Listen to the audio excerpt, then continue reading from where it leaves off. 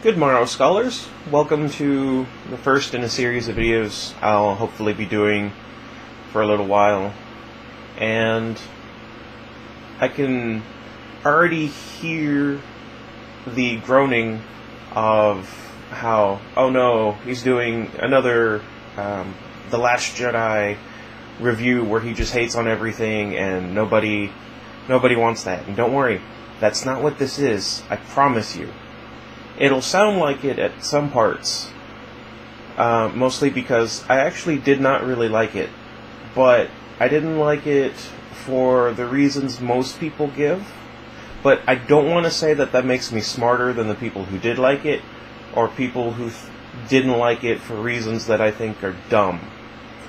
It's just, how it turned out. The movie was kind of bloated and didn't know where to go, and that was a really big problem for me. But anyway, what I'd like to talk about in this particular video, because I feel like talking for 3 hours would be way too much for a single video for me to do, and for me to expect anybody to want to watch. This one's going to be about Luke Skywalker's story in The Last Jedi, which I think a lot of people think, a lot of people who like it, the movie in general, but also like his storyline, and they say like, oh, you gotta forget about the Legends continuity, this is something completely different, new and fresh and what have you.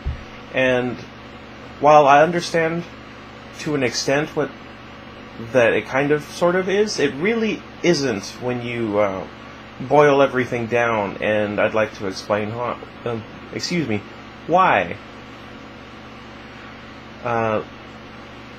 Let's see, how would I like to start this? Well, if I recall correctly, about 2 years ago, I started a book series called The Fate of the Jedi. It was shortly before my extended hiatus, quote unquote, and in this final book series, before Disney buys out Star Wars from Lucasfilm, or well, I guess they bought Lucasfilm,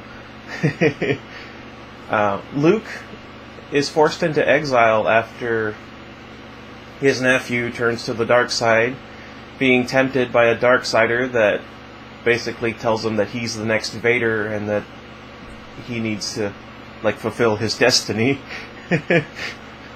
He starts a war, tries to kill his parents, engages in a battle with Luke, just to get completely blindsided by him, and ultimately gets defeated by a powerful, Force-sensitive young lady who trains in a new art for an extremely short period of time, doesn't actually learn anything to help her, and succeeds anyway. And here's the thing. That last bit is actually from the book series prior to Fate of the Jedi, so I'm kind of cheating there.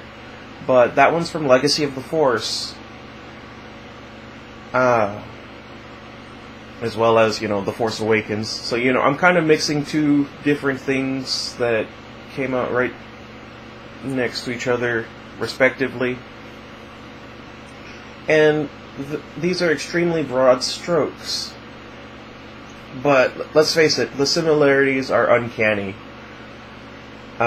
You've got Luke in exile, you've got his nephew, you've got somebody who's kind of stringing him along, forcing him to become a bad guy, essentially. The only difference is, I feel like Jason Solo was a much better fall to the dark side And I think a lot of it had to do with the fact that he was actively trying to avoid the same pitfalls that Anakin ended up falling into, but ended up falling into them anyway. With Ben Solo, I feel like we don't know enough of his backstory. Even with The Last Jedi showing like, oh, Luke trying to kill him, or about to kill him and then not doing it is what pushes him over the edge. I really feel like they should have done more to make us empathize with him and actually care that he turns to the dark side. Because the way I look at it is, if Luke Skywalker thinks the best way to save the galaxy is to kill you in your sleep, you deserve it.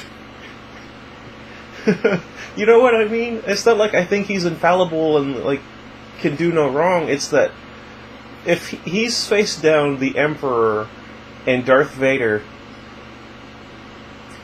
and you know whatever else he did in the new canon, you deserve it. You know what I mean? Okay, let's not dwell too much on that. That's not too important to the overall structure that I'm going for. But you know, I digress. Of course, if you're not new to the channel, you know that very well. Let's see. Then there's the whole war that they start with Jason Solo. It's much more of a waste, considering they just came out of a war and they're about to go into a new one, but not that they know that. Well, actually, no, now that I think about it, Jason Solo does know that because of his Force visions. And then you've got Ben Solo, of course, with his whole taking over of the First Order and then having them take over the galaxy at large. There's killing his parents, well, the attempt in regards to Jason. I think that's really interesting. Jason Solo didn't actually kill either of his parents. And Ben actually did kill Han Solo, spoilers for The Force Awakens, and tried and then didn't kill Leia. Not unlike Luke with him. Ooh, that's really interesting. I didn't even think about that.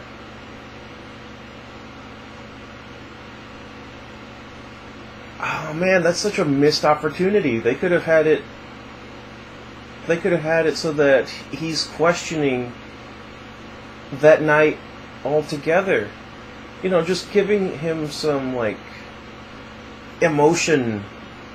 Well, I mean, he had plenty when he is, like, you know, like, crying, like, I don't want to kill my mom, but also Happy Mother's Day. What? But I think that would have been a really great way of, like, connecting him and Luke to a certain extent, you know, in regards to what they did and what they were about to do and what they ultimately chose to do or not do. You know what I mean? I mean, it could just be that I just thought about it and I think it's a great idea because I thought about it. And I grant you, sometimes I do that, but most of the time I think my ideas are dumb. So at least there's that. But I think this would have been a really good plot line for Kylo Ren to go through. Let me know what you guys think in the comments. Let's see.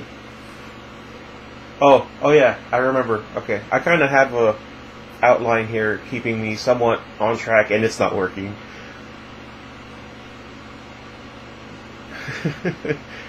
Oh man. There's a couple of moments in the Legacy of the Force series where Jason is being confronted with Luke. Once when he's in his Star Destroyer and Luke is in his X-Wing. They're engaging in a space battle. And Luke tricks Jason into... Also, spoilers in case you want to read the series, but it's been out for like... What, 15 years or something? More? So, bear with me. Luke Skywalker tricks Jason Solo into believing that he's killed Luke. And he uses that confusion, you know, like when his X-Wing explodes, to somehow, like, jettison and enter the Star Destroyer in an attempt to kill Jason. It's a really cool scene here and there. Jason's sister believes that she's actually the one who blew up the X-Wing, and it's her fault. So, you know, there's a lot of, like, confusion on both sides.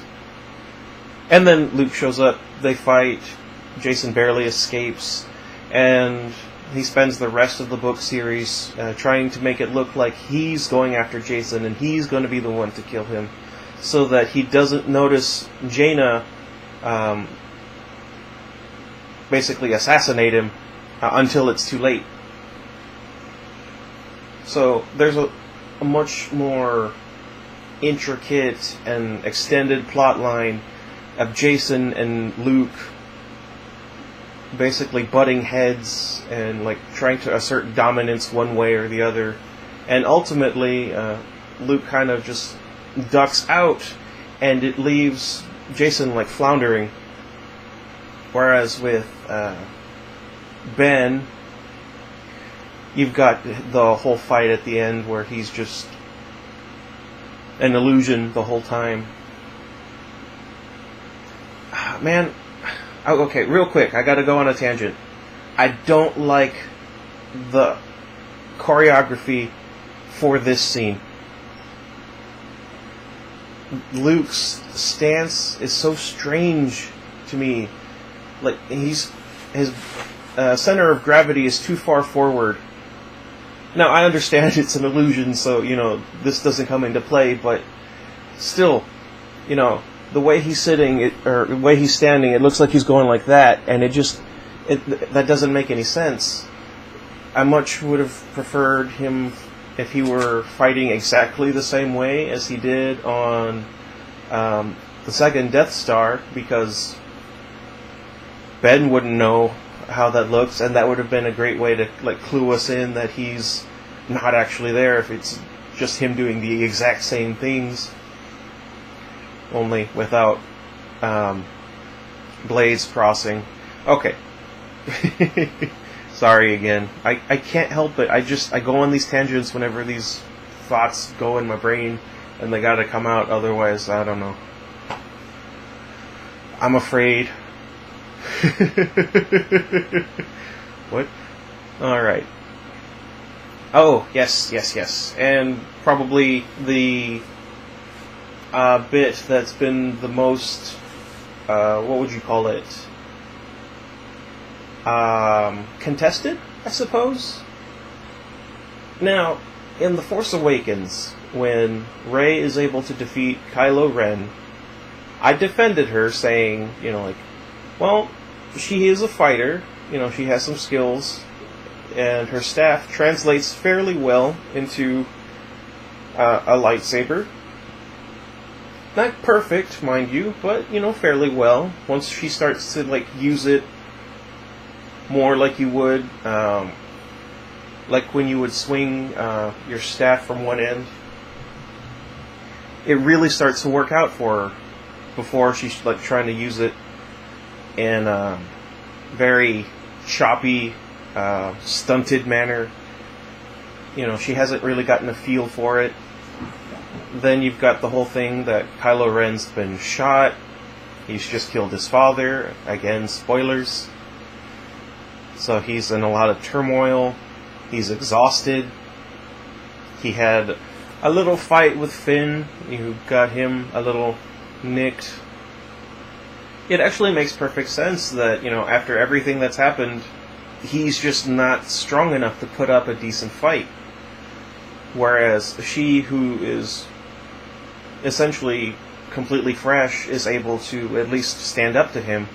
And it's not until she, like, allows the Force to flow through her that she's able to win. Which I think went a long way of showing, like, what The Last Jedi wanted to do with Rey's storyline, The Force Awakens did a lot better in a short amount of time. And then the Last Jedi does it again, even shorter amount of time, each lesson and whatnot, and it just doesn't work because she's not actually doing anything. And I know that sounds weird, like it doesn't, like, column, well, I guess not column, but A doesn't equal B, even though I just kind of said that, and I can't really explain it any better than that. So if you have any questions, let me know down in the comments and I'll try and explain further. This is not much different from what I was saying earlier with Jaina, basically sneaking aboard the Star Destroyer and killing Jason. Only Jaina, his sister, she learns from the Mandalorians because they're trained to hunt and kill Jedi. The only thing is, not unlike what I was saying with Rey, she spends like a month training with them, and Karen Travis was not a great author for Star Wars books that dealt with the Jedi. I forget which series she did with... It had something to do with, like, a squadron. I don't think it was Rogue Squadron, but it had to do with... I think it was something to do with X-Wings. I'll have to go back and check real quick. She did great there, but anytime she brought in the Jedi, and especially if she brought in the Mandalorians, whom she thought were the be-all, end-all of, Star Wars, she just couldn't write it very well because her bias got in the way. One particular moment stands out when Jaina is first fighting with one of the Mandalorians. He like tricks her or something, like, instead of like saying go and then they start fighting, he attacks her when she's unawares, and she's like, "You ignored all the rules of engagement." And I'm like, "What are you talking about, Karen Travis? There are no rules of engagement. It's live, kill, don't die. Those are the rules." And it's really dumb. Her whole Mandalorian subplot, I almost had to skip it entirely whenever it came up, because she doesn't even use those skills that she learned from the Mandalorians in the first place. It was really obnoxious, and it made no sense, and it had no place in the story. And I really feel like that's where Rey ended up going, not because, like, her, but, like I've been saying, the problems I've had with The Last Jedi has always been the writing and the directing. Neither one of them was really, up to the standards set by, what's his name, J.J. Abrams. And admittedly, there are a lot of problems with The Force Awakens, but at least it went in the same direction, unlike The Last Jedi, which is kind of like everywhere, and then it ends up farther back than where it started.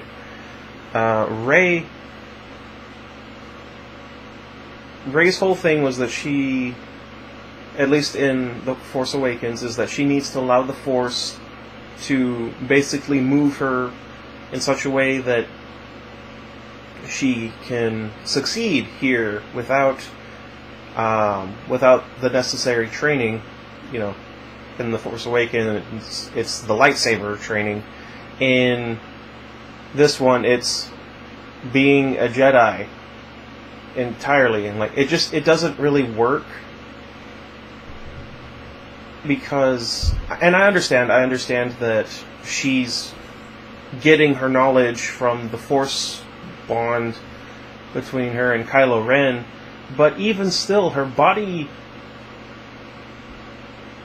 although her mind knows what to do, her body should not be able to do it to the extent that she can, even with the Force helping her. Does that make sense? And I know what you're thinking, like, no, she absolutely could, and like, but you gotta remember, a lot of Jedi were killed by droids in the Clone Wars, even though the Force was moving through them and they were allowing it, and that they were actually trained, because their bodies could not keep up with what they needed to do. So they get around it by saying and telling us that she's the most powerful Force user, and then out of universe they tell us, oh, she's the chosen one, essentially. I know they're saying she's not, but they're saying she is. She's the vessel for the light side, and so that's why she's so much more powerful than anybody who's come before her, and it's a real big cop-out. The whole movie's problem is that it was shot under such a time constraint that there's no room for everything the movie needed, and then they filled it up with a bunch of stuff that is essentially filler. Anyway, I'm digressing again. Now, I know some of you won't agree with me, and that's perfectly fine. I did tweak a few things here and there. I'll admit, especially in regards to The Force Awakens instead of The Last Jedi, Legacy of the Force instead of Fate of the Jedi. But you cannot deny that there are huge similarities between these storylines, and there's nothing overtly wrong with that. I liked those two book series, even though they weren't exactly popular, at least back in the day. Kind of like with the Ewoks once Jar Jar Binks came around, but, I don't mind Jar Jar. I mean, I'm not a big fan, but I don't think he deserves to be hated the way he is, or was. But it's just, it gets really obnoxious when I hear people talk about how fresh and new and exciting the new canon is, if they're just redoing the exact same thing and just moving stuff around a bit. You know what I mean? And again, it's broad strokes, my points from A to B, but you can't deny that there is something there, and I hope that this series will kind of help explain my thoughts. And I don't want to change you guys' opinion one way or the other. If you like it, great. If you don't like it, I'm sorry. I feel your pain. But you gotta remember, you should like something based on its merits. And whatever that is to you, great. And you guys that didn't like it, you can't say because you didn't like it that they're dumb for liking it. Just as they can't say you're dumb for not liking it. We've got to be civil. And that's what I'm really hoping I can do with this series, and I've gone on way too long. I like that I actually wrote down most of what I wanted to say to kind of keep it short, and then I just kept going off on tangents. But at least most of them were related. So, that's progress. If you have any questions, if you have any suggestions for anything else you liked about the movie, or that you didn't like about the movie, let me know down in the comments, and we can discuss it there, or on Twitter, or preferably not in person, or maybe I'll even bring it up in an upcoming video. What the heck was that? Anywho, until next time, goodbye everybody. I hope that this works out pretty well. If it doesn't, well, I tried.